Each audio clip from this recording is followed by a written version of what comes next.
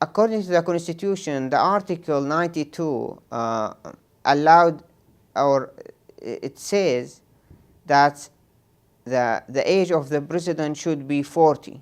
And at that time, his son Bashar Assad only 34. And they amend the Constitution in 5 minutes to allow the son to be president. This gives you the sense about how this authoritarian institution works.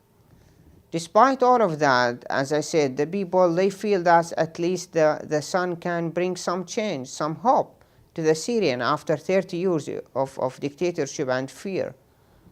And at that, as activists and intellectuals, we thought that we have responsibility. We have to do something.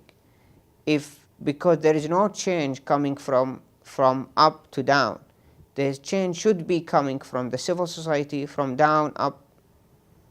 And that's open a little space for us to build a network of activists, of intellectuals who start writing petitions, writing op-eds in the newspapers, in the outside newspapers, not in the Syrian newspapers, calling Bashar Assad to take a strategic step toward reform, or have to take a radical reform to change the country.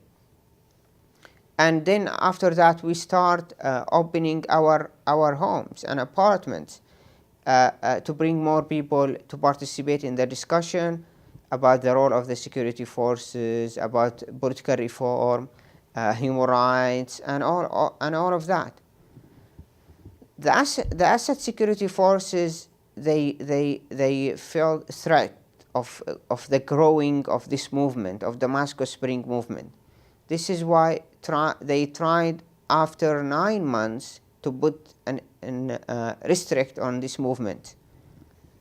And they decided actually to crush the whole movement when they arrest 12 leading members in the movement and put them in prison from 3 up to 15 years old.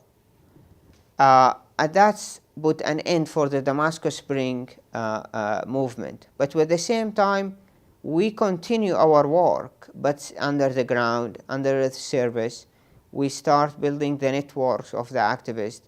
And we succeed in 2005 to announce what's called the Damascus Declaration.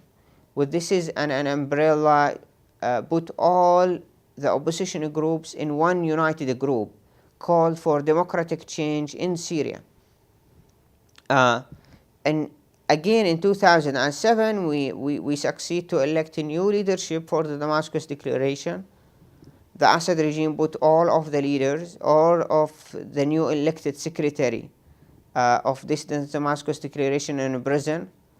I left the country, and this 5 years from 2007 and 2012 was, of course, a huge dramatic change in the region.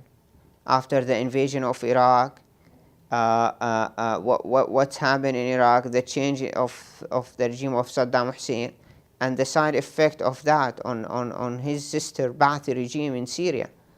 As an opposition movement, we start growing day by day and getting more support from people. This is why when the Zain al-Abidin in Tunisia, where all the Arab Spring erupted in Tunisia, then in Egypt, it was only a question of timing when it will erupt in Syria and start in Syria. It wasn't too late.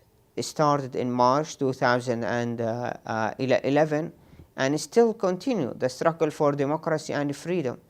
And I'm sure that the Syrian people will prevail at the end, despite of the high cost of Syrian lives.